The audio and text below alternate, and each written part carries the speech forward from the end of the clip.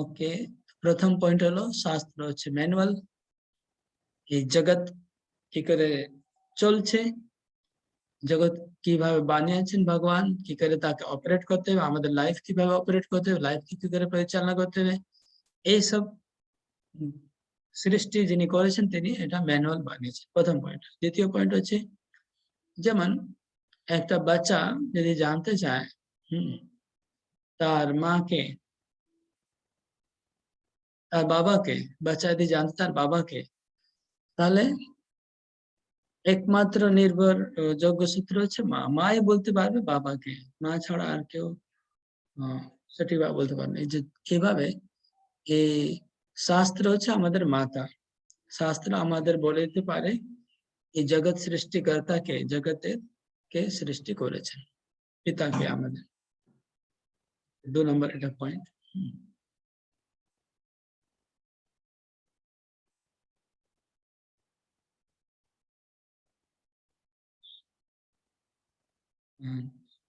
এক সেকেন্ড, একটু গন্ডগোল আছে।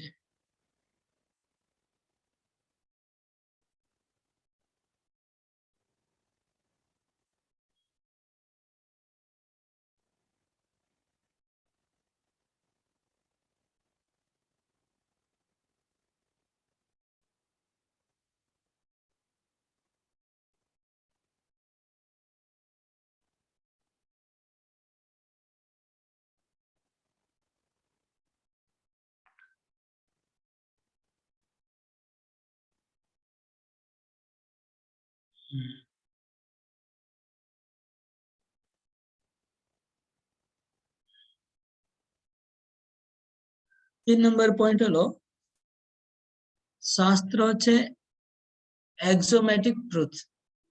এক্সোমেটিক ট্রুথ মানে বাংলায় বলে অভ্রান্ত সত্য। এক্সোমেটিক ট্রুথ ইংলিশ মানে হচ্ছে সেলফ এভিডেন্ট, শাস্ত্র হচ্ছে সেলফ এভিডেন্ট মানে স্বত প্রমাণিত। শাস্ত্রকে প্রমাণিত করার জন্য অন্য কোনো কিছুর সাহায্য প্রয়োজন নেই, নিজে নিজে প্রমাণিত, তার জন্য অন্য স্বত প্রমাণিত বলে, ঠিক বলে অভ্রান্ত সত্য শাস্ত্র। উদাহরণ স্বরূপ হচ্ছে যেমন গোময়, গোময়, গোময় মানে গোবর, আপনারা জানেন। তো গোবর সম্বন্ধে এটা উদাহরণ, যেমন যে কোনো পশু, পশু পাখি, যে কোনো জানোয়ার, তার মল হচ্ছে অপবিত্র, এটা সর্ববিদিত সত্য, সমস্ত শাস্ত্রে লেখা আছে যে মল হচ্ছে দূষিত জিনিস, মলকে স্পর্শ করলে আমাদের হাত ধুতে হবে সাবান দিয়ে বা চান করতে হবে, আমরা অপবিত্র হয়ে যাব, দূষিত হয়ে যাব। মলের মধ্যে অনেক জীবাণু থাকে, রোগ রোগ রোগ ছড়ায়। শাস্ত্রে লেখা আছে মলের মধ্যে সমস্ত নেগেটিভ ব্যাকটেরিয়া থাকে, খারাপ ব্যাকটেরিয়া গুলো থাকে, তাই ওটা স্পর্শ করলে ক্ষতি হবে। এই জন্য সব শাস্ত্রে বলছে যে মল স্পর্শ করবে না, স্পর্শ করলে হাত ধুতে হবে সাবান দিয়ে, আর নাহলে চান করতে হবে। তো সেই শাস্ত্রে আবার বলছে না গাভীর যে মল সেটা পরম পবিত্র,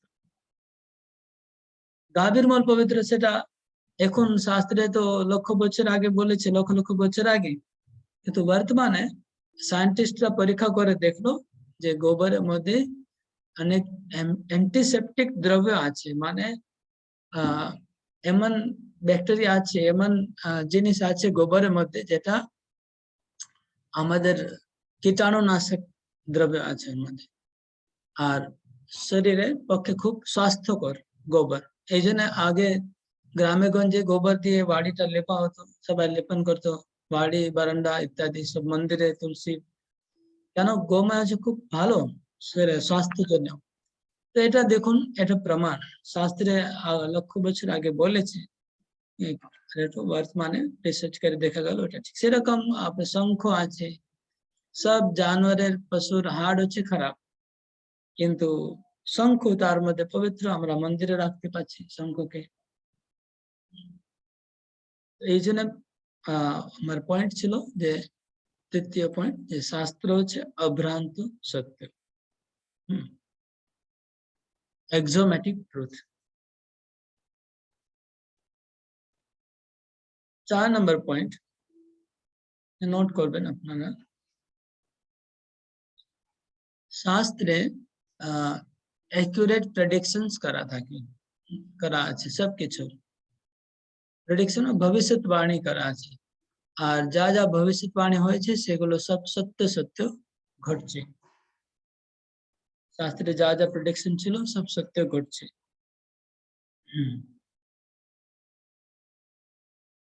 যেমন ভগবান চৈতন্য মহাপ্রভু তিনি 500 বছর আগে এসেছেন, শাস্ত্রে তার উল্লেখ রয়েছে। শাস্ত্রে তো 5000 বছর আগে লেখা আছে, তার মধ্যে উল্লেখ আছে। আবার বুদ্ধ ভগবান তিনি 2000 বছর আগে এসেছিলেন, কিন্তু তার উল্লেখ 5000 বছর আগে রয়েছে। শুধু বুদ্ধ আর চৈতন্য মহাপ্রভু নয়, এমনকি বর্তমান ইতিহাসে যেটা আমরা পড়ে থাকি, চাণক্য পণ্ডিত, তারপর চন্দ্রগুপ্ত মৌর্য, অশোক বর্ধন, এটা হিস্ট্রিতে আছে, আমাদের ইতিহাসে তাদেরও উল্লেখ রয়েছে ভাগবতমে। আমি আপনাদের সঙ্গে এটা শেয়ার করছি, আপনারা নিজে দেখতে পারবেন ভাগবতমে কিভাবে লেখা আছে চাণক্য পণ্ডিতের কথা, চন্দ্রগুপ্ত মৌর্যের কথা। আমি আপনারা নিজেই দেখুন, তাহলে কি হবে, দেখলে আপনার মানে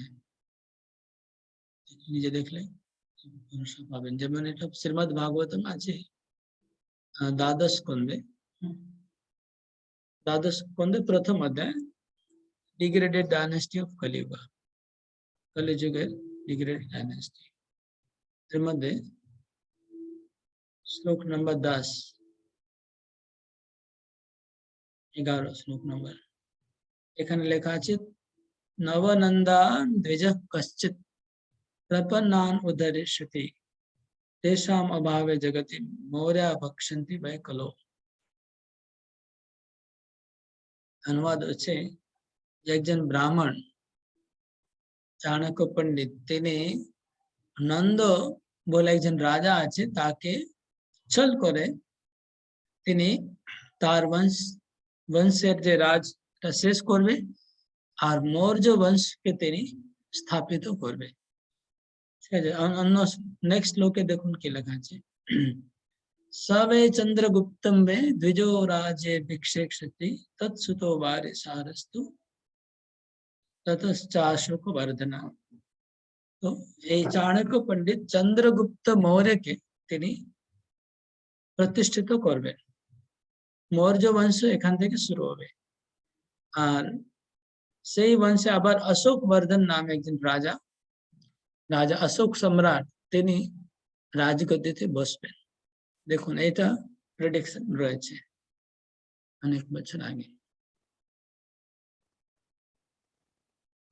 এটা ছিল পয়েন্ট। তো এবার আমরা আবার ফিরে যাব, শাস্ত্রে অনেক প্রেডিকশন রয়েছে, এরকম অনেক কিছু রয়েছে, ভবিষ্যৎ পুরাণে পুরো লেখা আছে ভবিষ্যতে কি হবে। খালি হিন্টস দিলাম, কিন্তু আর অনেক কিছু রয়েছে। তারপর নেক্সট পয়েন্ট আছে পয়েন্ট নাম্বার 5, শাস্ত্রে এই কসমোলজি মানে খগোলশাস্ত্র, ভূবিজ্ঞান সম্বন্ধে অনেক কিছু স্পষ্ট ধারণা আছে। যেমন আমাদের সূর্যের ডিস্টেন্স কত পৃথিবী থেকে, এটা লেখা আছে ভাগবতমে। চন্দ্রমার ডিস্টেন্স কত লেখা আছে, সূর্যের গতিমান কত স্পিডে সূর্য ঘুরছে সেটা লেখা আছে, এসব শাস্ত্রে আছে। তো আগে আমরা বিজ্ঞান, মডার্ন বিজ্ঞান আছে, তারা মানে করছিল যে পৃথিবী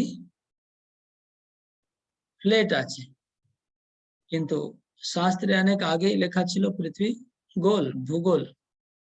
এখন তারা বুঝতে পারলেন যে পৃথিবী গোল, আগে তারা মনে করছিলেন পৃথিবী ফ্ল্যাট আছে। আগে তারা ভাবছিল যে সূর্য চলছে, পৃথিবী দাঁড়িয়ে আছে। এখন তারা বর্তমানে স্বীকার করেছে না, পৃথিবীও ঘুরছে।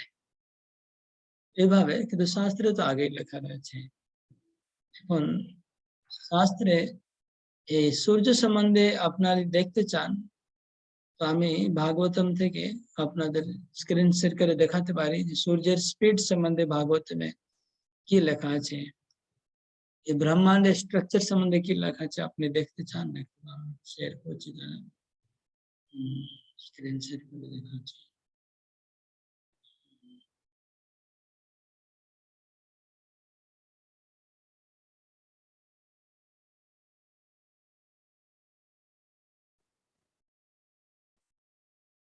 ওকে, আবার আমরা ভাগবতমে চলে এলাম। এখানে ভাগবতম পঞ্চম স্কন্ধ আছে, এই ব্রহ্মাণ্ড সম্বন্ধে লেখা আছে পঞ্চম স্কন্ধে।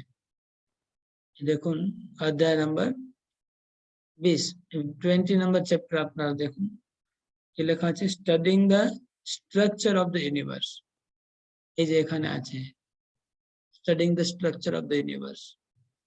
তারপরে 21 the movements of the sun, 22 the orbits of the planets. দেখুন এই তো লক্ষ লক্ষ বছর আগে সব লেখা আছে শাস্ত্রে, আমরা ভাবছি সব এখন নতুন নতুন আবিষ্কার হলো।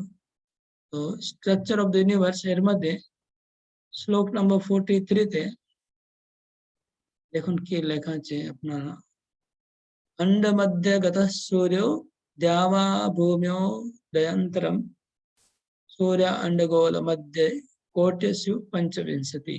এর অর্থ হচ্ছে the sun is situated vertically in the middle of the universe in the area between Bhuloka and Bhuvaloka, which is called Antariksha. The distance between the sun and the circumference of the universe is 25 koti yojana, that is 2 billion miles. এখানে লেখা আছে যে সূর্য ভূলোক আর ভুবরলোকের মাঝখানে আছে। আমরা গত ক্লাসে শুনেছিলাম যে 14টা লোক আছে, ভূলোক, ভুবরলোক, স্বর্লোক ইত্যাদি। ভূবরলোকের মাঝখানে সূর্য রয়েছে, আর সূর্য থেকে এই ব্রহ্মাণ্ডের যে সীমানা আছে, ব্রহ্মাণ্ডের যেটা বাইরের যেটা আউটার বাউন্ডারি আছে ব্রহ্মাণ্ডের, সেই কত দূর, 2 বিলিয়ন মাইলস। এই ইউনিভার্সের যে বাইরে যে আবরণ খোল, সে খোলটা এখান থেকে হচ্ছে 2 বিলিয়ন মাইল দূর আছে। স্পষ্ট মানে নাম্বার পর্যন্ত দেওয়া আছে কত দূর আছে। আর এরকমই আর একটা জিনিস আপনারা দেখবেন শাস্ত্রে, এর আগে শ্লোক next chapter movement of the sun, সানের গতি ইত্যাদি লেখা আছে এর মধ্যে, সানের স্পিড কিভাবে কি স্পিডে চলছে। এখানে লেখা আছে when the sun travels from the Devdhani to Samyamani, the destination of Yamaraj, it travels 23,775,000 yojanas, that is 190,200,000 miles in 15 घटिका, 15 घटिका है। 15 घटिका मतलब 6 घंटा है, 6 घंटा 6 आवर, 6 घंटा मध्य सूर्य 190 মিলিয়ন মাইলস স্পিডে ট্রাভেলিং করছে। দেখুন সূর্যের স্পিড পর্যন্ত এখানে দেওয়া আছে অ্যাকুরেটলি। এটা হচ্ছে শাস্ত্রের, মানে আমরা বিজ্ঞান তো বলছি আন্দাজ করে বলবে, যা কিছু বলবে মতলব আন্দাজ করে, ইমেজিন, আমরা ইমেজিন করছি সূর্য এই গতিতে চলতে পারে। এখানে লেখা আছে চলছে, এই গতিতে চলছে, সূর্যের স্পিড দেওয়া আছে। আর এটা আমি খালি ছোট্ট এক্সাম্পল দিচ্ছি, পুরো অধ্যায় এগুলো নিয়ে ভর্তি আছে। একটা শ্লোক দেখালাম মুভমেন্ট অফ দ্য সান, খালি একটা শ্লোক আপনাদের দেখেছি, কিন্তু পুরো অধ্যায় যদি পড়বেন, সূর্যের পুরো ব্রহ্মাণ্ডে সূর্যের গতি একরকম নেই, সূর্যের স্পিড কম বেশি হয়। এটা লেখা আছে শুধু দেবধানী থেকে সঞ্জম মানে Indralok, residence of Indra to Yamraj, ওই ডিস্টেন্সটা যখন সূর্য চলছে তখন এই স্পিডে যাচ্ছে। তো সব প্ল্যানেটের স্পিডটা একরকম থাকে না, স্পিড বাড়তে কমতে থাকে, সেগুলো লেখা আছে ভাগবতমে। আবার তাদের গতি, যে প্ল্যানেটস যে অরবিট আছে orbits of the planet next chapter ওখানে লেখা আছে যে তাদের অরবিট কিন্তু সেম নাই। অরবিটটা যে প্ল্যানেট যে চলছে অরবিটটা কারো কারো স্ট্রেট আছে, কারো ঘুরে ঘুরে বক্রগতি আছে। আবার কিছু প্ল্যানেট আছে তারা এগিয়ে যায় আবার পিছনে চলে আসে, আবার এগিয়ে যায়, এরকম চলতে থাকে। এইসব লেখা আছে ভাগবত। এটা আমরা কোথায় জানতে পারবো? মডার্ন সায়েন্স এ ব্যাপারে কি বলতে পারবে? এটা ছিল আমার পয়েন্ট নাম্বার কত হলো এটা 5 মনে হয়, যেখানে আমি বললাম যে শাস্ত্র আমাদের কসমোলজি সম্বন্ধে খুব সঠিক ধারণা দিতে পারে, ভূবিজ্ঞান সম্বন্ধে। এটা সায়েন্সকেও ফেল করতে পারে এমন ধারণা দিচ্ছে। তো 6 নম্বর পয়েন্ট হচ্ছে এমব্রিওলজি। এমব্রিওলজি এখন 5টা পয়েন্ট তো সবাই মনে আছে, তো মনে রাখবেন, নাহলে ভুলে গেলে 10টা পয়েন্ট মনে থাকবে না। এমব্রিওলজি মানে ভ্রূণ বিজ্ঞান। ভ্রূণ বিজ্ঞান আমাদের বর্তমানে যে আমরা এত উন্নতি করেছি সায়েন্স, যে আমরা ক্যামেরা গুলো পেটের মধ্যে ঢুকিয়ে সব দেখতে পারি, পেটে ক্যামেরা চলে যাচ্ছে, পেটে সব দেখা যাচ্ছে। তো বর্তমানে আমরা ভ্রূণ বিজ্ঞান কি বলছে আমাদের, যে বাচ্চা পেটের মধ্যে কিভাবে ধীরে ধীরে বাড়ছে তাকে বলে এমব্রিওলজি, ভ্রূণ বিজ্ঞান। কিভাবে সেটা জানে, কতদিনে একটা শিশু পুরো শরীর লাভ করে। এটা যেহেতু ক্যামেরা অনেক মডার্ন সায়েন্স এগিয়ে গেছে বলে আমরা এটা আমাদের বিজ্ঞানিকরা বা মডার্ন ডক্টর গুলো বলতে পারছি এক্স্যাক্টলি যে বাচ্চা কিভাবে বৃদ্ধি হয়। কিন্তু শাস্ত্রের মধ্যে একদম অ্যাকুরেটলি লেখা আছে লক্ষ বছর আগে, তখন এই পেটে ক্যামেরা ট্যামেরা যা এসব সিস্টেম ছিল না কিছু, অথচ তাদের সব জ্ঞান ছিল। দেখুন এটা এটাও আমি দেখাচ্ছি কিভাবে, আপনারা নিজেরা দেখুন ভাগবতমে কত স্পষ্ট ভাবে লেখা আছে এমব্রিওলজি সম্বন্ধে, ভ্রূণ বিজ্ঞান সম্বন্ধে ধারণা দেওয়া আছে স্পষ্ট।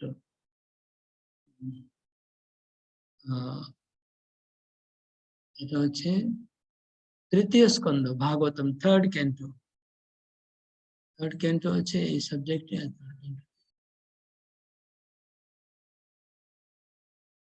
Chapter 31, the movements of the living entity, মানে আত্মার মুভমেন্টস, আত্মার গতি চলন। এর মধ্যে শ্লোক নম্বর 1, कर्मणा दैव नेत्रेण जंतुर्देहोपपत्तये स्त्रिया प्रविष्टोदरम पुंसोरेत कणाश्रय। এর অর্থ হলো যে under the supervision of the Supreme Lord and according to the result of his work, the living entity, the soul is made to enter into the womb of the woman through the particle of male semen to assume a particular type of body. তো তাদের নিজের কর্ম বশে আর পরম ভগবানের ঈশ্বরের ইচ্ছায় আত্মা এটা পুরুষের শুক্র মাধ্যমে স্ত্রীর গর্ভে প্রবেশ করছে। তারপরে কি হচ্ছে, এটা পরপর কি করে বাড়ছে বাচ্চাটা পেটে দেখাচ্ছে। কললম ত্বেক রাত্রেণ পঞ্চ রাত্রেণ বুদ্বুদম দশায়ন তো কারকন্দু পৈশণ্ডম বা ততপরম। মানে on the first night the sperm and ovum mixes, on the 5th night the mixture ferments into a bubble, on the 10th night it develops into a foam-like plum, after that it gradually turns into a lump of flesh or an egg as the case may be. তো প্রথম রাত্রিতে শুক্র আর ওটা মিলন হয়, আর পঞ্চম রাত্রিতে মিলন হয়, একটা বাবলস মানে বুদবুদ মতো এটা তৈরি হয়। দশম রাত্রিতে একটা করকন্দু একটা ফল আছে আমলকি ফলের মতো, এটা তৈরি হয়। আর আফটার দ্যাট তারপরে একটা মাংস পিণ্ড তৈরি যায় দশম রাত্রে, 10th নাইটের পর এটা মাংস পিণ্ড মতো তৈরি হয়। তারপরে কি হয়, মাসে না তো শিরোদ্বাভ্যাম বাহাঙ্গ্রি আদ্যঙ্গ বিগ্রহ নখলোমা শ্রু চর্মাণি লিঙ্গ ছিদ্রোদ্ভব স্ত্রীভি। মানে বলছে एक मासेर माथाय माथा तैरी हय এই মাংসপিণ্ড থেকে এক মাস পরে মাথা বেরিয়ে আসে 2 মাসে পরে হাত আর পা আর শরীরের অন্য অঙ্গ প্রত্যঙ্গ বেরিয়ে আসে 3 মাসের পর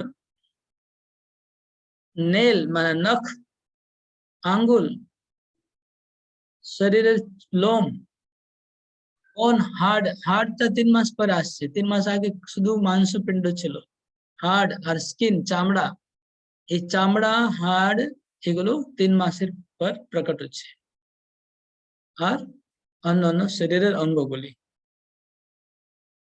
তারপরে चतुर्भि धातव सप्त पंचभि क्षुत्रोद्भव षड्भि जरायुणावीत कुक्षु ब्राह्मते दक्षिणे चतुर्मासे 4 मासेर पर सप्त धातु शरीरे तैरी है पंचम मासे বাচ্চাটা খিদা আর তৃষ্ণা অনুভব করতে শুরু করবে पंचम मासे 6 মাসে বাচ্চাটা দক্ষিণ দিকে তার পাশ ফেরাবে দেখুন এই জন্য আমাদের বাংলায় এটা 6 মাসের এটা কি এটা রিচুয়াল এটা কিছু অনুষ্ঠান হয় বাচ্চা 6 মাসে গর্ভ হলে এটা অনুষ্ঠান হয় কেন বাচ্চা 6 মাসে পরে তার খিদা তৃষ্ণা পেতে শুরু করেছে আর তার মুভমেন্ট হয়ে গেছে নড়ছে পেটের মধ্যে ডান দিকে নড়বে 6 মাসে পরে তো এটা হচ্ছে এমব্রিয়োলজি দেখুন কত সূক্ষ্মভাবে এই লক্ষ লক্ষ বছর আগে লেখা যদি কেউ মনে করে যে আগে লোক সব মূর্খ ছিল কিছু জানতো না এখন সায়েন্স এসছে এখন আমরা সব দেখতে পাচ্ছি তাহলে ভুল আছে এখানে এবং এত ডিটেইলে লেখা আছে বাচ্চা কিভাবে শিশু ডেভেলপ করছে পেটের মধ্যে ওকে এটা ছিল আমাদের পয়েন্ট নাম্বার 6 পয়েন্ট নাম্বার 7 হচ্ছে অ্যাকুরেসি লিটারাল অ্যাকুরেসি মানে সঠিক অ্যাকুরেসি আছে শাস্ত্রের মধ্যে কিরকম আমি উদাহরণ দিচ্ছি যেমন भगवद गीता আছে উদাহরণ भगवद गीता 500 বছর আগে व्यासदेव 5000 বছর আগে 5000 বছর আগে व्यासदेव भगवद गीता লিখেছেন 5000 বছর ধরে ভাগবত গীতা পৃথিবীতে রয়েছে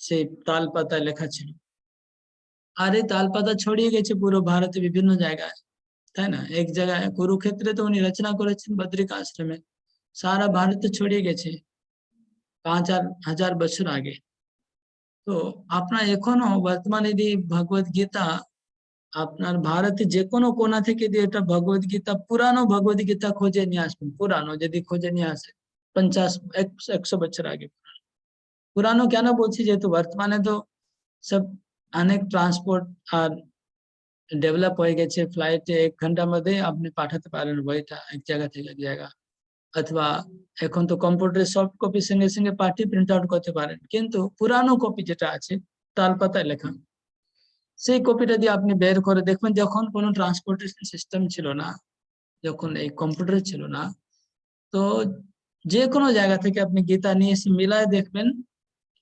আপনারা 700 শ্লোকটাই পাবেন এক্স্যাক্টলি এক শ্লোক বেশি নেই কম নেই আর প্রত্যেক শ্লোকে কটা অক্ষর আছে সেটাও আপনি এক গুণে লেখা থাকবে এই কটা অক্ষর আছে এক অক্ষর বেশি নেই কম নেই কোনো গীতাতে ফুল স্টপ দাড়ি কমা কোনো পার্থক্য নেই এটা প্রথম হয়ে গেল যদি মানে যদি শাস্ত্রের মধ্যে অ্যাকুরেসি মানে কোনো ভুল নেই ত্রুটি নেই যদি কোনো ভুল থাকতো তাহলে মানুষ ওখানে এটা দাড়ি কমা এড করে দিত এটা কমা দরকার এখানে আকার বসবে এখানে এটা অক্ষর কোন অক্ষর একটা অক্ষরও কেউ আজ পর্যন্ত চেঞ্জ করতে পারেনি গীতা থেকে মানে কোনো গ্রামাটিক্যাল তো মিস্টেক নেই কন্টেন্ট ওয়াইজ কোনো মিস্টেক নেই কন্টেন্ট তো চেঞ্জ করার কোনো প্রশ্ন নেই কিন্তু গ্রামার চেঞ্জও কেউ করতে পারেনি আজ পর্যন্ত সেম 700 শ্লোক ফুল স্টপ কমা দাড়ি রস্বই দীর্ঘ কোনো কিছু পরিবর্তন হয়নি কারো সাহস এনেছে তাকে কিছু কারেকশন করবে গীতাকে।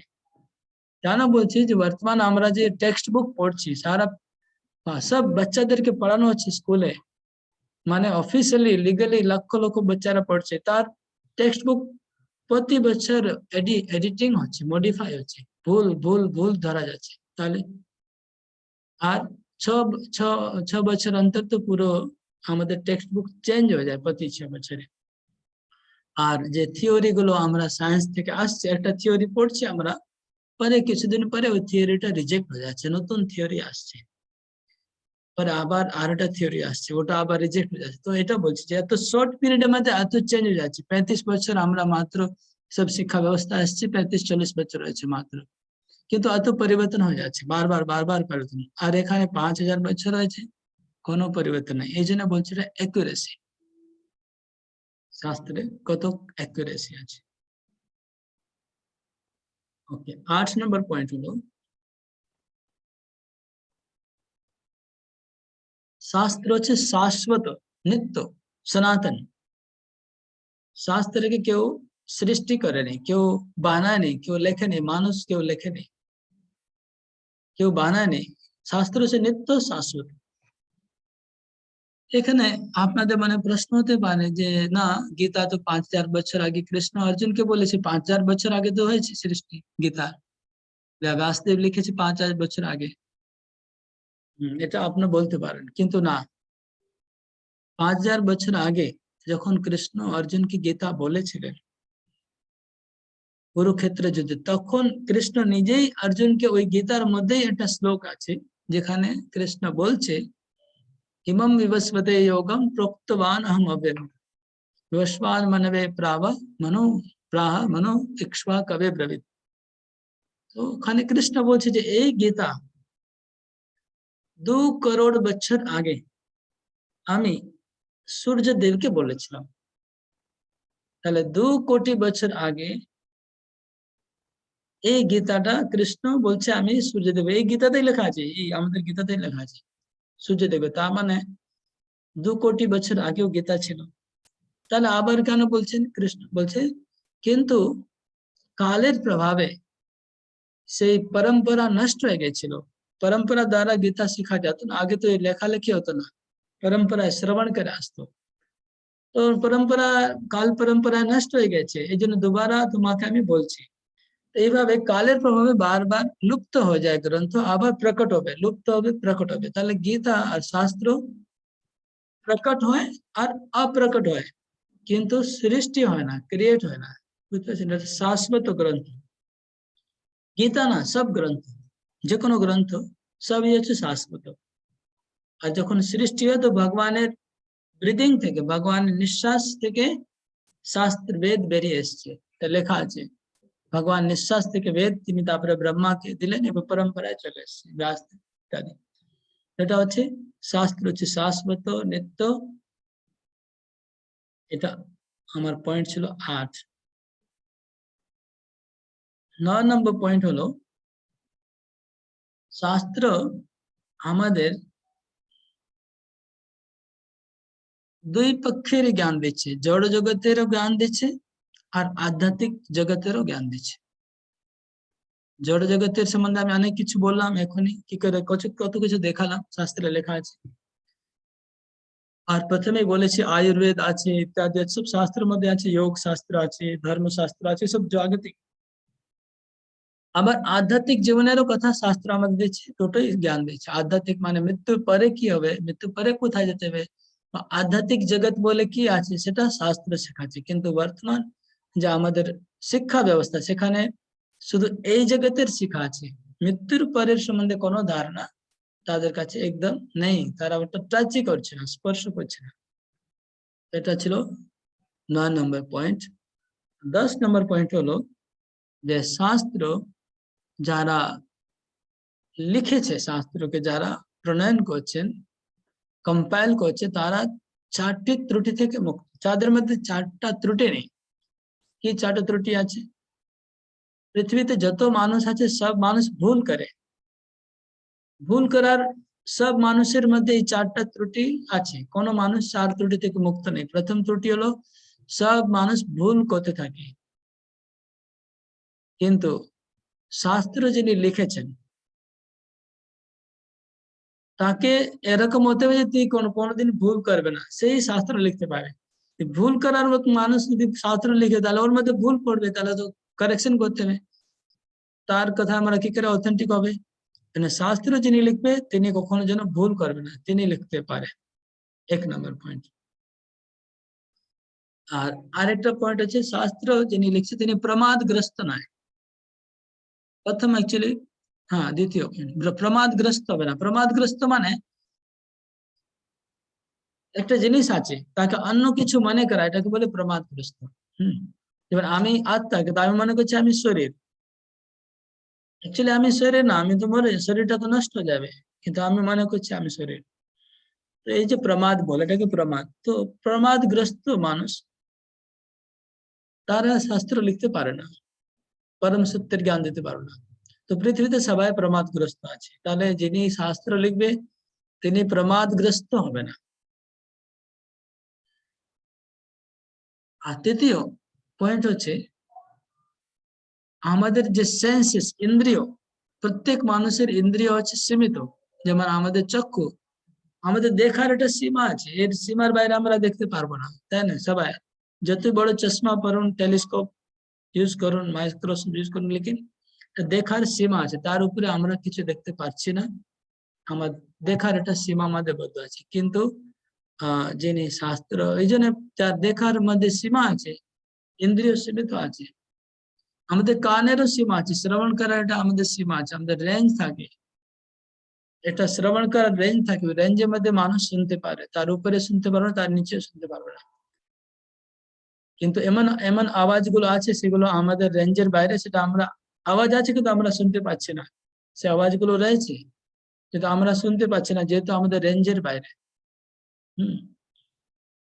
তো তার মানে আমাদের সেন্স গুলি, ইন্দ্রিয় গুলি হচ্ছে অপূর্ণ, ইনপারফেক্ট। তাই জন্য এই যাদের ইন্দ্রিয় এইভাবে অপূর্ণ রয়েছে তারাও শাস্ত্র প্রণয়ন করতে পারবে না। তাহলে যে শাস্ত্র প্রণয়ন করছেন তিনি ইন্দ্রিয় তার পারফেক্ট আছে। আর 4 নম্বর পয়েন্ট হচ্ছে সব মানুষের মধ্যে প্রতারণা করার প্রবণতা রয়েছে। প্রতারণা করার প্রবণতা সব মানুষের মধ্যে জন্মজাত আছে, এর থেকে কেউ মুক্ত নেই। কিন্তু যিনি শাস্ত্র লিখবে তাকে প্রতারণার প্রবণতা থেকে মুক্ত থাকতে হবে।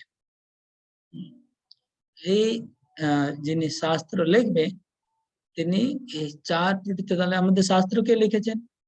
তো এরকম তো মানুষ, কালকে একজন প্রশ্ন করছে ক্লাসে যে প্রভু পৃথিবীতে এমন কোনো মানুষ নেই যে ভুল করছে না, তাহলে শাস্ত্র লিখবে কে? পৃথিবীতে কোনো মানুষই নেই যার ইন্দ্রিয় পারবে, তাহলে লিখবে কে? তাই জন্য কেউ লিখতে পারবে না। শাস্ত্র ভগবান নিজে অবতার নিচে, যিনি সৃষ্টি করেছেন তিনি অবতার নিয়ে তিনি এসে শাস্ত্র লিখবে। তিনি হচ্ছেন ব্যাসদেব। ব্যাসদেব হচ্ছে ভগবানের অবতার। অথবা ভগবান কোনো ব্যক্তিকে শক্তি সঞ্চার করবে, এম্পাওয়ার করবে, তারা শাস্ত্র লিখতে পারে, নাহলে শাস্ত্র কোনো মানুষ লিখতে পারে না। মানুষ দ্বারা রচিত নয় শাস্ত্র, নাহলে এই 4টা জিনিস হবে না, সব ভুলে ভরে যাবে শাস্ত্রগুলো। ওকে, হরে কৃষ্ণ। তো এই 10টা পয়েন্ট আমি বললাম। তো আপনাদের মধ্যে কে এই 10টা পয়েন্ট বলতে পারবেন, রিপিট করতে পারবেন? হাত তুলুন। 10টা পয়েন্ট আমরা আলোচনা করলাম। শাস্ত্রের যে অথেন্টিসিটি প্রুফ কি করে করা যাবে। আপনাদের কেউ জিজ্ঞেস করবে যে আরে আপনারা গীতা কেন পড়ছেন, গীতা পড়ে কি হবে? হ্যাঁ, এরকম যদি কেউ জিজ্ঞেস করে তো আপনি তাদের কি বলবেন? যদি আপনার শাস্ত্র সম্বন্ধে খুব সলিড আইডিয়া থাকবে তখনই বলতে পারবেন। অনুপমা মাঝি, আপনি বলুন। ধনুর্বিদ্যা, জ্যোতির্বিদ্যা, এক্সোমেটিক ট্রুথ, ভূবিজ্ঞান। না না, এরকম হলো না, সরি। ঠিক আছে, পয়েন্ট ওয়াইজ বলতে হবে, পয়েন্ট 1 পয়েন্ট। সুব্রত চরণ বলুন, আনমিউট করে বলুন। প্রভু হরে কৃষ্ণ, ধন্যবাদ, প্রণাম। প্রথম হচ্ছে শাস্ত্র হচ্ছে ম্যানুয়াল, দ্বিতীয় হচ্ছে শাস্ত্র হচ্ছে আমাদের মাতা, তৃতীয় হচ্ছে শাস্ত্র হচ্ছে নিজে প্রমাণিত, চতুর্থ শাস্ত্র অ্যাকুরেট প্রেডিকশন, পঞ্চম শাস্ত্র ভূ কসমোলজি, আর ষষ্ঠ হচ্ছে অ্যাম্ব্রোলজিক, আর সাধারণত হচ্ছে অ্যাকুরেট শাস্ত্র হচ্ছে। আর অষ্ট হচ্ছে নিত্য সনাতন, মানুষ কেউই বানায়নি, কেউ লিখেনি। আর নবম হচ্ছে শাস্ত্র দুই প্রকৃতির জ্ঞান আছে, জড়জগতের ও আধ্যাত্মিক। আর দশ হচ্ছে শাস্ত্র যারা লিখেছে তাদের মধ্যে চারটি ত্রুটি নেই। আরে বল, ভেরি গুড, হরে কৃষ্ণ সুন্দর বাবু। নোট। ভালো আছে। আর কে বলবে? দু তিনজন বললে ভালো, সবার মানে থেকে যাবে। ওকে, রেডিসা। হরে কৃষ্ণ প্রভু। প্রথম পয়েন্ট, স্বাস্থ্য হলো ম্যানুয়াল, মানে হলো আমাদের জগৎ, শরীর আর জীবন অত্যন্ত যেহেতু জটিলতা, তাই বলে আমরা স্বাস্থ্য, সেটা আমরা জানতে হবে যে আমরা কিভাবে জীবনযাপন করব, তার জন্য যে তৈরি করেছে এই জড়জগৎ সেই লিখে গেছেন স্বাস্থ্য। তারপরেরটা হলো স্বাস্থ্য আমাদের মা। তারপরেরটা হলো স্বাস্থ্য হলো সেলফ এভিডেন্ট। তারপরেরটা স্বাস্থ্য হলো অ্যাকুরেট প্রেডিকশন করে গেছেন, যেরকম চৈতন্য মহাপ্রভু 500 বছর আগে জন্মগ্রহণ করেছেন, কিন্তু সেটা 5000 বছর আগেই সেটা লেখা আছে শাস্ত্রতে বলা। তারপরে স্বাস্থ্য হলো স্বাস্থ্যতে কসমোলজির ব্যাপারে বলা হচ্ছে ভূবিজ্ঞান, যেরকম সূর্য আর পৃথিবীর মধ্যে কতটা দূরত্ব আছে, পৃথিবী কতক্ষণ ধরে ঘুরছে সেগুলোর ব্যাপারে।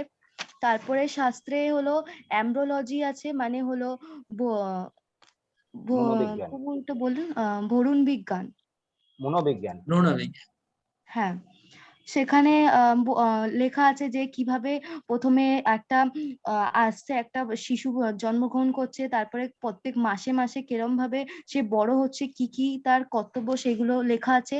তারপরে হলো স্বাস্থ্য হলো লিটারালি অ্যাকুরেসি, মানে স্বাস্থ্যটা একদম অ্যাকুরেট, ওখানে কোনো কিছু ভুল ত্রুটি নেই, পারফেক্ট, সেখানে কোনো ভুল নেই। তারপরে স্বাস্থ্য হলো নিত্য, সেটা কেউ তৈরি করেনি, মানে কেউ কোনো মানুষ সেটা তৈরি করেনি, সেটা 2 কোটি বছর আগে শাস্ত্র সূর্যদেবকে কৃষ্ণ বলেছিলেন, কিন্তু যেহেতু পরম্পরা নষ্ট হয়ে গেছিল তাই বলে সেটা আবার প্রকট হয়েছে, কিন্তু ওটা শাস্ত্র অপ্রকট হচ্ছে আর প্রকট হচ্ছে, কিন্তু সৃষ্টি হয় না তার। তারপরে 9 নম্বর হলো স্বাস্থ্য জড় ও আধ্যাত্মিক দুটোর জ্ঞানই দিচ্ছে। আর 10 নম্বর হলো স্বাস্থ্য চারটি ত্রুটি যার নেই সেই একমাত্র লিখতে পারে। আরে হরে বল, কৃষ্ণ। ভেরি গুড, সুন্দর। তো ভালো, সবাই আশা করছি নোট করেছেন। এখন আগের কথাগুলো আবার মন দিয়ে শুনবেন, আবার জিজ্ঞেস করব কিছু পয়েন্টস। তো এখন আরো ইম্পর্টেন্ট কথা আছে, সেটা আরো মন দিয়ে শুনতে হবে। এখন প্রশ্ন হলো যে শাস্ত্র তো অসংখ্য, মানে সাগরের মতো শাস্ত্র আছে, কম নাই। আমরা কোন শাস্ত্র পড়বো, কিভাবে পড়বো, আমরা শাস্ত্র কাছে অ্যাপ্রোচ কিভাবে করবো, এটা প্রশ্ন। এই প্রশ্নের উত্তর দিতে গেলে আমি আপনাদেরকে একটা ছোট কাহিনী শোনাবো। স্টোরি মানে এটা অ্যাকচুয়ালি শাস্ত্রে ভগবানের এটা অ্যাকচুয়াল ফ্যাক্ট, ঘটনা, কিন্তু স্টোরি ফর্মে বলছি যাতে বুঝতে সুবিধা হবে। কিন্তু অনেক ফিলোসফিক্যাল কথা আছে, ফিলোসফিক্যাল জটিল কথা আছে, সরল স্টোরিতে বোঝানোর চেষ্টা করছি, মন দিয়ে শুনবেন। তো 5000 বছর আগে ভগবান ব্যাসদেব তিনি হিমালয় বদ্রিকাশ্রমের কাছে সরস্বতী নদীর তীরে একদিন সকালবেলায় সূর্যোদয় কালে ধ্যানস্থ হয়ে ধ্যান করছিলেন, সূর্য দিকে তাকিয়ে ধ্যান করছিলেন। তিনি ধ্যানস্থ সমাধিতে চলে গেলেন। সমাধি গিয়ে দেখলেন যে কলিযুগের, উনি ত্রিকালদর্শী ছিলেন, তো কলিযুগের মানুষের অবস্থা তিনি দেখতে পেলেন যে কলিযুগের মানুষের মেমোরিটা কম হয়ে যাবে, স্মৃতিশক্তি হ্রাস পাচ্ছে, বুদ্ধি নষ্ট হয়ে যাবে, তাদের অলসতা আর চঞ্চলতা বেড়ে যাবে, ডিস্টার্ব থাকবে, তারা সবসময় চঞ্চল থাকবে, তো তারা শাস্ত্রকে ধারণ করতে পারবে না। তাই তিনি, আগে তখন লেখালেখি হতো না, সব শ্রুতিধর ছিল সবাই, তখন তিনি 4টি বেদ সঙ্গে সঙ্গে লিখলেন। প্রথমে 4টি বেদ লিখলেন। বেদ লেখার উদ্দেশ্য ছিল যে মানুষ কি করে জীবন যাত্রা করতে হয়, কি করে যজ্ঞ করে মানুষ তাদের জীবন চালাতে পারবে যজ্ঞ করার মাধ্যমে। এটা তিনি সর্বপ্রথম কাজটা করলেন, 4টি বেদ লিখলেন যাতে মানুষ যজ্ঞ করে চলতে পারে। তখনকার যজ্ঞটাই হচ্ছিল জীবিকা, ওই সময় অন্য কিছু ছিল না। এটা তিনি লিখে লেখার পরে তিনি একটু মানে ভাবলেন যে এটা পুরো কাজ হলো না, কেননা মানুষ কি করে জীবনযাপন করবে সেটা তো ঠিক আছে, কিন্তু মোক্ষ কি করে লাভ? জীবনের উদ্দেশ্য তো শুধু বেঁচে থাকা নয়, মোক্ষ প্রাপ্ত করা, মুক্তি লাভ করা। তো এটা চিন্তা করে তিনি আবার মুক্তি পাওয়ার জন্য 108 উপনিষদ রচনা করেন। উপনিষদ, উপনিষদ মানে হচ্ছে জ্ঞান কাণ্ড, মানে মোক্ষ, মুক্তির কথা ওখানে লেখা আছে অনেক, সব উপনিষদে 108 উপনিষদ রচনা করলেন মুক্তির জন্য। আর রচনা করার পরে আবার তিনি ভাবতে লাগলেন যে আরে আমি মুক্তির কথা বললাম কিন্তু ভগবানের কথা হলো না, ভগবানের গুণগান না করলে তো হয় না, কি সবকিছুই মানে অপূর্ণ, ভগবান ছাড়া কোনো কিছু পূর্ণ হয় না।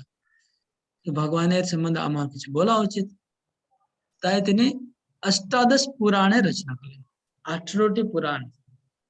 এই পুরাণ হচ্ছে কি, এটা হচ্ছে ভগবানের লীলা চরিত্রে ভর্তি পুরাণগুলো, আর ভক্তি কি করে করতে হয় সব লেখা আছে পুরাণগুলোতে। অষ্টাদশ পুরাণ আছে, আপনারা নিশ্চয়ই শুনেছেন, নাম শুনেছেন, দেখেছেন। কিন্তু আবার পুরাণের লেখার পরে আবার তিনি একটা প্রবলেম ছিল। কি প্রবলেম? যে পুরাণের মধ্যে ভগবানের কথা আছে, ভক্তির কথা আছে, কিন্তু সকাম ভক্তি আছে, মানে চাওয়া পাওয়া নিয়ে আছে, এটা করলে এটা পাবে, এটা করলে স্বর্গে যাবে। ভগবানের ভক্তি আছে কিন্তু সব কি লাভ করবো এসব চাওয়া পাওয়া ব্যাপার নিয়ে সব লেখা আছে ম্যাক্সিমাম। তো আবার তিনি মানে সন্তুষ্ট হলেন না। তখন তিনি দেখলেন যে কি করা যায়। তখন তিনি সব শাস্ত্র নিয়ে 4টি বেদ, 108 উপনিষদ আর 18 পুরাণ, সব শাস্ত্রের মানে সূত্র রচনা করলেন, সূত্র গ্রন্থ করলেন, বেদান্ত সূত্র। তার মধ্যে সবকিছু দিয়ে দিলেন, মানে বেদের, উপনিষদ আর পুরাণ সবকিছুকে সূত্র আকারে, সংক্ষিপ্ত আকারে সূত্র রচনা। সূত্র মানে বুঝেন তো? সূত্র মানে হচ্ছে সংক্ষিপ্ত, মানে আপনি একটা 100 শব্দকে আপনি যদি 5টা শব্দের মধ্যে কন্ডেন্স করতে পারেন, এটাকে বলে সূত্র। সামারি। সামারি থেকেও আরো কন্ডেন্স হচ্ছে সূত্র। সামারিটা একটু বড় থাকে, সূত্র মানে আরো ছোট, সামারি থেকেও ছোট, তাকে সূত্র বলে। একটা শব্দকে ভাঙলে অনেক কিছু হয়ে যাবে সূত্র মধ্যে। তো তিনি সূত্র রচনা করলেন, বেদান্ত সূত্র। বেদান্ত সূত্র রচনা তো খুব স্পেশাল, এটা খুব স্পেশাল, মানে ওনার অ্যাচিভমেন্ট ছিল বেদান্ত সূত্র রচনা করা।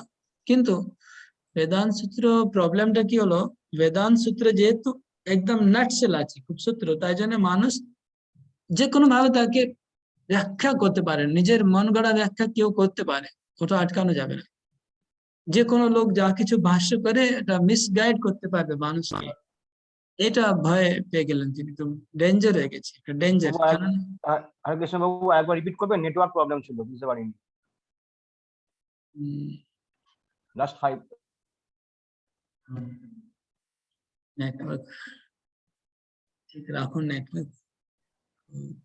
বেদান্ত সূত্রের প্রবলেম ছিল যে মানুষ নিজের মতো ব্যাখ্যা করতে পারবে, যে কোনো মানুষ, এটা হচ্ছে প্রবলেম, আটকানো যাবে না। যে কোনো মানুষ যে কোনো ভাবে ব্যাখ্যা করবে, আর ওটা দিয়ে মানুষকে মিসগাইড করতে পারবে, এটা রিস্ক হয়ে গেল। তখন তিনি আবার চিন্তিত হয়ে গেলেন, কি করা যায়, খুব চিন্তায় পড়ে গেলেন, এত কিছু করলাম কিন্তু কাজ হচ্ছে না। তখন তিনি চিন্তায় ছিলেন, তো ওনার গুরুদেব নারদ মুনি প্রকট হলেন। ওনার গুরুদেবকে ওনার প্রবলেমটা বললেন। নারদ মুনি ওনাকে বললেন যে তুমি এবার, নারদ মুনির নির্দেশে তিনি কি করলেন, এই বেদান্ত সূত্র যেটা সবকিছুর সূত্র ছিল, তিনি নিজেই তার ভাষ্য লিখলেন, কমেন্ট্রি করলেন বেদান্ত সূত্রে। সেই কমেন্ট্রি হচ্ছে শ্রীমদ ভাগবতম। শ্রীমদ ভাগবতম হচ্ছে বেদান্ত সূত্রের কমেন্ট্রি, কিন্তু যে বেদান্ত সূত্র লিখেছেন তিনি এটা কমেন্ট্রি করলেন, মানে মোস্ট অথেন্টিক হয়ে গেল। তাহলে শ্রীমদ ভাগবতম হচ্ছে মোস্ট অথেন্টিক। আর গ্রন্থ যত শাস্ত্র আগে লেখা হলো, 108 উপনিষদ, 4টা বেদ আর 18 পুরাণ, বেদান্ত সূত্র, সব কিছুর সার চলে আসছে ভাগবতের মধ্যে, ঠিক আছে। কিন্তু আর ছোট্ট একটা প্রবলেম থেকে গেছে, সেটা হচ্ছে যে ভাগবতমটা যারা আধ্যাত্মিক জীবনে ইন্টারেস্ট তারাই পড়বে, যাদের জাগতিক জীবনে মত আছে তারা তো ভাগবতম পড়বে না, তার জন্য কি করা যায়? তো তাদের জন্য ব্যাসদেব এটা মানুষকে খুব এটা বিরাট বড় উপহার দিলেন, সেটা হচ্ছে মহাভারত। এই মহাভারত রচনা করে, ওর মধ্যে সব জাগতিক কথা আছে, জাগতিক যারা স্টোরি গল্প সব শুনতে ভালোবাসে তাদের জন্য। কিন্তু মহাভারতের মধ্যে আবার একটা বিরাট বড় একটা সেকশন হচ্ছে ভগবত গীতা, ওটা ঢুকে দিলেন মহাভারতের মধ্যে। তো যে মহাভারত পড়বে সে আবার ভগবত গীতা তাকে তার মধ্যে আসবে মাঝখানে, ভগবত গীতা পড়তে হবে। আর ভগবত গীতা পড়ে আধ্যাত্মিক তার ইন্টারেস্ট পাবে, তখন ভাগবতম পড়বে। এইভাবে আমরা দেখছি যে সব শাস্ত্রের সার দুটো গ্রন্থের মধ্যে চলে এসেছে। কোনটা দুটো গ্রন্থ? একটা ভগবত গীতা যা মহাভারতের মধ্যে আছে, আর একটা শ্রীমদ ভাগবতম ইন্ডিপেন্ডেন্ট গ্রন্থ, বেদান্ত সূত্রের ব্যাখ্যা। এই দুটো গ্রন্থ হচ্ছে সব শাস্ত্রের সার। আমরা এই দুটো গ্রন্থ পড়ে আত্মা সম্বন্ধে যদি আমরা জানতে চাই, ভগবান সম্বন্ধে জানতে চাই, জগৎ সম্বন্ধে জানতে চাই, নিজের সম্বন্ধে জানতে চাই, যা কিছু আমরা ভক্তিতে এগোতে চাই, যা কিছু করতে চাই, এই দুটো গ্রন্থ পড়লে আমাদের জীবনের উদ্দেশ্য সার্থক হয়ে যাবে, আর কিছু পড়া লাগবে না। হরি এটাই হচ্ছিল কনক্লুশন আজকের। হরে কৃষ্ণ। তো আপনাদের মধ্যে এই যে ব্যাসদেবের শাস্ত্র কিভাবে, ক্রোনোলজিক্যাল শাস্ত্র কি করে ডেভেলপ হলো, এটা কেউ বুঝিয়ে বলতে পারবেন? কোন কোন লেভেলে কি কি প্রবলেম ফেস করেছে সেটা বলতে হবে ব্যাসদেব, তারপরে কোন গ্রন্থটা রচনা করলেন। কে বলতে পারো? সদাযোগী প্রভু, আচ্ছা বলুন। হরে কৃষ্ণ প্রভু, দণ্ডবত প্রণাম। প্রভু এখানে ছিলেন ব্যাসদেব, ইকো উনি হচ্ছে, হিমালয় বদ্রিকা আশ্রমে ধ্যান করছিলেন। মোবাইলে ইকো হচ্ছে আপনার, মোবাইলটা একটু off করুন। দুটো মোবাইল কাজ। হ্যাঁ, প্রভু। তো ওখানে ব্যাসদেব হিমালয় বদ্রিকা আশ্রমে ধ্যান করছিলেন। তখন উনি দেখলেন যে কলিযুগে মানুষরা ওদের মন খুব আনকন্ট্রোল হয়ে যাবে, আর স্মৃতি কমে যাবে আস্তে আস্তে। তখন উনি ধ্যান করলেন এবং 4টি বেদ লিখলেন। তারপর বেদ লেখার পরে উনি বুঝলেন যে এটার মধ্যে শুধু কর্মকাণ্ড লেখা থাকছে। তো তারপর উনি সেটা ভেবে উনি 108টি উপনিষদ লিখলেন, যার দ্বারা মানুষরা মুক্তি কিংবা মোক্ষ পেতে পারবে। তারপর উনি ভাবলেন যে ভগবানের সম্বন্ধে কিছু লেখা হয়নি।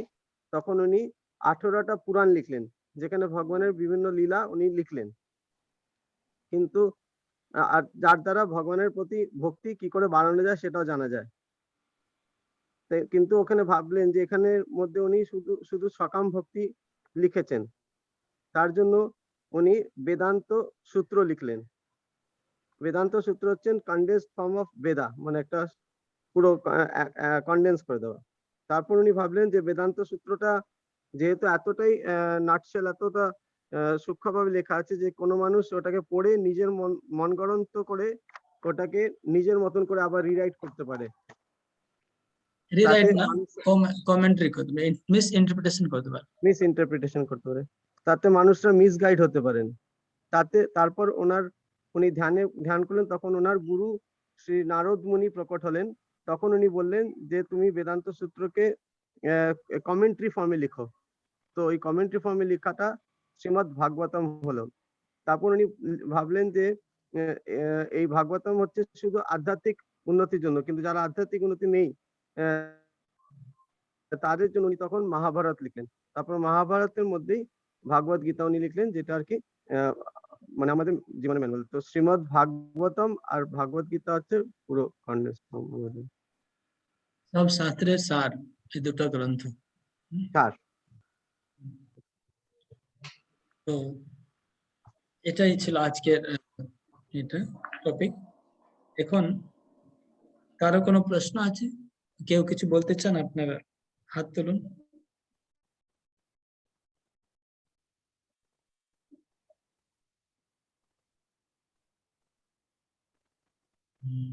এখন আপনাদের জন্য একটা কুইজ রয়েছে, আপনারা কুইজে অংশগ্রহণ করুন। আমি এই হোয়াটসঅ্যাপ গ্রুপে এখনই শেয়ার করছি কুইজ। আপনারা এখনো কুইজ করতে পারবেন। কুইজ করে আপনার ইমিডিয়েটলি আপনারা স্কোর পেয়ে কুইজের স্কোরটা তুরন্ত পেয়ে চলে আসবে। আপনাদের মোবাইলে। তো এক সেকেন্ড, এক মিনিট দাঁড়ান, আমি কুইজটা ফেলছি।